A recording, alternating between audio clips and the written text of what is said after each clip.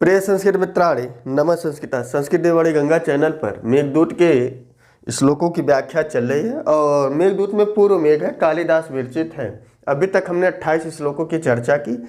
बीच में क्लास बंद थी, अर्थात कुछ स्वास्थ्य के कारण, कुछ त्यौहार के कारण क्लास काफ़ी लंबे समय से बंद था, वीडियो नहीं पढ़ पा रही थी। और उसी क्रम में आज हम आपके बीच 29वें श्लोक को लाए हैं। हाँ, वीडियो पसंद आती हो तो लोगों को शेयर करें, ज़्यादा से ज़्यादा इस चैनल पर लोगों को जोड़ें। तो आइए हम 29वें श्लोक की तरफ चलते हैं। निःशुल्क सेवा है, तो आइए हमारे साथ वाचन कीजिए कि बीची क्षोभस्तनित विहग श्रेणी कांची गोळाया संसर्पणन्त्यास्खलित सुभगम दर्शिता वर्तनाभि निर्विन्ध्याया पते भवरसा व्यन्तरः सन्निपात्य स्त्रीणामाद्य प्रणय वचनं बिभ्रमो हि प्रियेषु। तो इस श्लोक में बताया गया कि सन्निपत्य माने समीप जाकर या उसके पास जाना, और पास जाकर रसाभ्यंतर उसका रस लेना। यक्ष, कालिदास जी ने यक्ष के माध्यम से कहा कि हे मेघ, जब तुम उस यहाँ से आगे बढ़ोगे तो रास्ते में, पथ माने रास्ते में, मार्ग में तुम्हें निर्विंध्या नदी मिले। निर्गिता विंध्या माने विंध्या पर्वत से जो नदी निकली उसे निर्विंध्या कहते हैं। तो निर्विंध्या नदी आपको रास्ते में मिलेगी और उसके समीप, सनिपत्य समीप जाकर रस अभ्यंतर भव, अर्थात उसके रस को तुम ग्रहण करना, उसमें रस्याभ्यंतर हो जाना, अर्थात उस रस का स्वाद लेना। पूरे श्लोक में बस यही बताया गया कि आगे के रास्ते में जब तुम जाओगे तो तुम्हें वहाँ पर जो है निर्विंध्या नदी मिलेगी और वह मार्ग में मिलेगी। ये नहीं कि अगल बगल, जिस रास्ते से तुम जाओगे उसी रास्ते में वह निर्विंध्या नदी मिलेगी और वह निर्विंध्या नदी का तुम रस लेना, अर्थात उसमें अभ्यंतर माने होता है उसके हृदय में उतरकर उसके समीप जाकर उसके रस का स्वादन करना। लेकिन यहाँ कालिदास के माध्यम से यक्ष से कहलवाया गया। आकारांत पुल्लिंग है, इससे वह जो है पुरुष का बोध होता है, और निर्विंध्याया आकारांत स्त्रीलिंग है, तो यह इससे स्त्री का बोध होता है। तो कालिदास ने मेघ को नायक बनाया और इस निर्विंध्या नदी को नायिका बनाया और कहा कि जब तुम उस अपनी नायिका के पास तथा उस निर्विंध्या नदी से मिलोगे तो उसका रस लेना, अर्थात उसके रस में अभ्यंतर हो जाना, डूब जाना। भाव माने हो जाना। क्लियर हो गया। तो कालिदास ने कहा कि हे मेघ, जब तुम वहाँ से आगे बढ़ोगे तो रास्ते में जो निर्विंध्या नदी पड़ेगी जो तुम्हारी नायिका है, तुम्हें मेघ जो है नायक है। तो यहाँ पर हमने बताया ना, ये आकारांत स्त्रीलिंग है और मेघ आकारांत पुल्लिंग है। तो इसीलिए तुम उसके पास जाकर उसके रस को लेना। जब तुम उसके रस को ग्रहण करोगे तो होगा क्या? तो लिखा है कि स्त्रीणाम अद्य प्रणय वचनम बिभ्रमो हि प्रियेषु। स्त्रीणाम, जो स्त्रियों का अद्य माने पहला। कौन सी स्त्री? निर्विंध्या। निर्विंध्या को स्त्री यहाँ कालिदास ने बोध कराया कि वो निर्विंध्या स्त्री का जो स्त्री के रूप में प्रदर्शित किया गया, जो स्त्रियों का हमने यहाँ पर भाव दिया कि तुम नायक हो, वह निर्विंध्या नदी तुम्हें नायिका की तरह दिखेगी और उसके रस को समीप जाकर ग्रहण करना। पूरे श्लोक का भाव यही है। और जो वह स्त्रियों का स्वभाव होता है, स्त्री नाम अद्य, स्त्रियों का पहला आदि, अद्य माने आदि, आदि प्रणय वचन। प्रणय वचन का मतलब जो पति पत्नी के बीच, प्रेमी प्रेमिका के बीच जो पहला वाक्य होता है, जो पहला वचन होता है, उसे प्रणय वचन कहते हैं। जो इस अवस्था में होंगे, प्रेम करने की अवस्था में होंगे या युवा अवस्था में होंगे, वह जानते होंगे कि प्रणय वचन क्या होता है। क्लियर हो गया? तो स्त्रीणाम अद्य प्रणय वचनम, जो स्त्रियों का पहला प्यार वाला वचन होता है वह क्या होता है? विभ्रम। वह भ्रम होता है, विभ्रम होता है। विभ्रम का मतलब हाव भाव से प्रदर्शित होता है। नज़र को झुकाना, नज़र को उठाना, भावों से बात करना, मुस्कुराना। कभी भी कोई प्रेमी प्रेमिका यदि पहली बार मिलेंगे या 6-6 महीने मिलते रहेंगे, बातचीत नहीं होगी, केवल चेहरे के हाव भाव से ही वह आपस में बातें कर लेते हैं। वही कालिदास जी कहते हैं कि कोई भी प्रेमी यदि अपनी प्रेमिका से पहली बार मिलेगा तो वह मुख से वचन नहीं कहेगी कि मैं तुमसे प्यार करता हूँ, हे मेघ आओ मुझे प्यार करो, ऐसा कोई वचन नहीं कहेगी। वह अपने केवल हाव भाव को दिखाएगी, जिससे तुम समझ जाओगे कि यह वह उस नदी का क्या है? प्रणय वचन है। उस नदी का क्या है? प्रणय वचन। कोई भी प्रेमी प्रेमिका हो, आपस में ये नहीं कि मिलते ही मैं तुमसे प्यार करता हूँ, आओ हमें प्यार करो, यह सब बातें नहीं करता। पहले वह नज़र मिलाएगी, 2-4-5 महीने पीछे पीछे टहलेंगे। लोग क्या करते हैं प्रेम में भी, या प्रेमिका के पीछे लोग क्या करते हैं? उसका पीछा करते हैं, उससे बात करने की कोशिश करते हैं। जब दोनों तरफ को एहसास हो जाता है नहीं यह हमें चाहता है, तो तुरंत भी बात नहीं होती। कहीं रास्ते में जाएगी तो नज़र झुका के जाएगी, कभी मुस्कुरा कर जाएगी, यही है विभ्रम। तो स्त्रियों का जो पहला प्रणय वचन होता है वह विभ्रम होता है। प्रियेषु माने प्रियाओं, ही प्रियेषु, क्योंकि प्रियेषु प्रियात्माओं में, प्रेमियों में जो पहला प्रणय वचन होता है वह विभ्रम होता है। प्रिय के प्रति जो पहला प्रणय वचन होता है विभ्रम होता है। नज़र झुकाना, नज़र उठा के बात करना, या मुस्कुराना, या देख कर अनदेखा करना फिर देखना, यह विभ्रम होता है।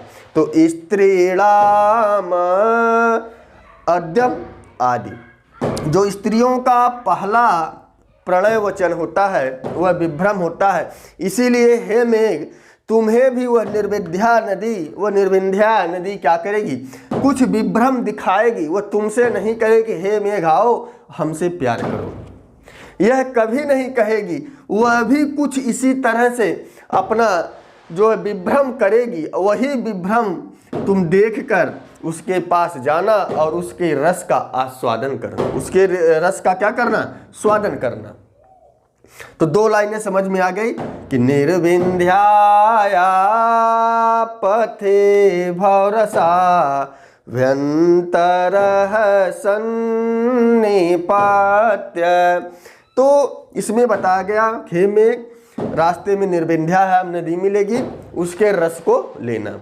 और निर्विंध्या कैसी है, कैसे अपने स्वरूप को प्रदर्शित करेगी? तो नीचे की लाइन में बताया गया कि वह विभ्रम रूप में आपको दिखाएगी। आपसे डायरेक्ट नहीं कहेगी कि मैं तुमसे प्यार करती हूँ, आइए हमारा रस लीजिए। वह कुछ आपको दर्शाएगी। उसी तरह तो कैसी दर्शाएगी? तो निर्विंध्या हमें षष्ठी विभक्ति लगी है, तो जहाँ जहाँ षष्ठी विभक्ति युक्त पद होगा वहाँ वो निर्विंध्या का विशेषण होगा। तो आ जाइए तीसरी लाइन में, संसर्पन्त्या स्खलित सुभगम दर्शिता वर्तनाभे। दर्शिता दिखाएगी नाभे, अपनी नाभि को। वह निर्विंध्या नदी अपनी नाभि को दिखाएगी। और उसकी नाभि कैसी है? आवर्त है, जो पानी में भंवर बनती है। तो उसी को कालिदास ने कहा, और भंवर में भी गहरा होता है और हमारी नाभ भी गहरी होती है। इसीलिए कहा कि सर्वप्रथम वह निर्विंध्याया तुम्हें अपनी नाभि को दिखाएगी। तो और कैसी है वह निर्विंध्या? संसर्पणत्या, संसर्पणत्या माने वह संसर्पित करते हुए चलेगी, सरक सरक कर वह पहाड़ियों में इधर उधर चलेगी। अस्खलित सुभगम, और उसका गिरना उठना, पहाड़ों पर जो नदियाँ होती हैं कहीं नीचे जाएंगी, कहीं ऊपर जाएंगी। तो इस तरह का जो उसका स्खलन है, उसका जो सरकना है, वह बहुत सुंदर होगा, सुभगम, बहुत ही दर्शनीय होगा। और वह अपने आवर्त को दिखाएगी। जब नदियों का जल ऊपर नीचे इधर उधर सरकता है तो उसमें आवर्त बनता है, भंवर बनती है। तो वह भंवर आपको नाभि के रूप में वह निर्विंध्या नदी आपको दिखाएगी। तो यहाँ पर संसर्पणत्या षष्ठी विभक्ति है। तो निर्विंध्या कैसी है? संसर्पित है, अर्थात सर्प की तरह मटक मटक कर चल रही है। और उसका गिरना उठना अर्थात उबड़ उबड़ खाबड़ रास्तों में चलना बहुत ही सुंदर होगा। और वह अपनी नाभि को दिखाएगी। ऐसी नाभि वाली निर्विंध्या को तुम देखोगे। वह आपको नहीं बता रही कि आइए हमसे प्रेम कीजिए, वह आपको इशारा कर रही है कि वह सरकती हुए जाएगी, ऊपर नीचे दिखाएगी। ऊपर नीचे वह नदी गिर रही है और उसका जो आवर्त नाभि है वह आप उसको देखोगे। और जब देखोगे तभी तुम उसके रस का आस्वादन करोगे, तभी उसके रस को तुम ग्रहण करोगे। लेकिन कोई प्रेमिका, कोई पत्नी पर पुरुष को देखकर अपनी नाभि को ढक लेती है। लेकिन यहाँ निर्विंध्या नदी जो है वह आपको देखकर अर्थात आपको प्रेमी समझकर, आपको नायक समझकर क्या करेगी? आपको अपना आवर्त, अपना जो है नाभि दिखाएगी। क्लियर हो गया? और एक उदाहरण दिया गया, विशेषण मिला। तो संसर्पणत्या से किसका बोध हुआ? निर्विंध्याया। कि वह निर्विंध्या कैसी है? संसर्पित है, अर्थात सांप की तरह, अर्थात हिरण की तरह जो है मटक मटक कर चल रही है। उसका स्खलन, उसका गिरना भी बड़ा सुंदर है। उसके गिरने से जो पानी में आवर्त या भंवर बन जाती है, वह आवर्त रूपी नाभि तुम देखोगे। हे मेघ, उस निर्विंध्या का तुम आवर्त रूपी नाभि को देखोगे। क्यों देखोगे? क्योंकि प्रेमी और प्रेमिका या कोई पत्नी, कोई स्त्री किसी पर पुरुष को देखकर अपनी नाभि को ढकने का प्रयास करती, लेकिन यह निर्विंध्या तो आपके प्यार के लिए, आपको पाने के लिए अपनी नाभि को दिखा रही है। और क्या है? एक विशेषण और दिया कि बीची क्षोभस्तनित बेहग श्रेणे कांची गोड़ाया। कांची माने होता करधनी। वह निर्विंध्या नदी अपनी करधनी रूपी अर्थात अपनी करधनी को, और करधनी किसकी है? बिहगह, पक्षियों का। श्रेणी माने होता है पंक्ति। वह निर्विंध्या नदी अपनी करधनी को क्या करेगी? दिखाएगी। लेकिन करधनी किसकी है? बिहग श्रेणी माने पक्षियों की पंक्ति में। और वह पक्षियों की पंक्ति क्या है? स्तनित, अर्थात आवाज है। उस पक्षियों की जो पंक्ति है, उस पंक्तियों में पक्षियों की आवाज है। और वह आवाज कहाँ से आ रही है? तो बीची क्षोभ। बीच माने होता है लहर, लहर का उठना गिरना। आप नदियों के किनारे जाएंगे, जब लहर उठती है तो पंछी उड़ते हैं, लहर गिरती है पंछी नीचे बैठ जाते हैं। तो उनका उठना और गिरना, तो उससे जो पक्षियों की चहचहाहट आ रही है, वह जैसे करधनी, पहले करधनी घूंघूर युक्त आती थी, अर्थात करधनी में घंटी लगी रहती थी, घूंघूर लगे रहते थे।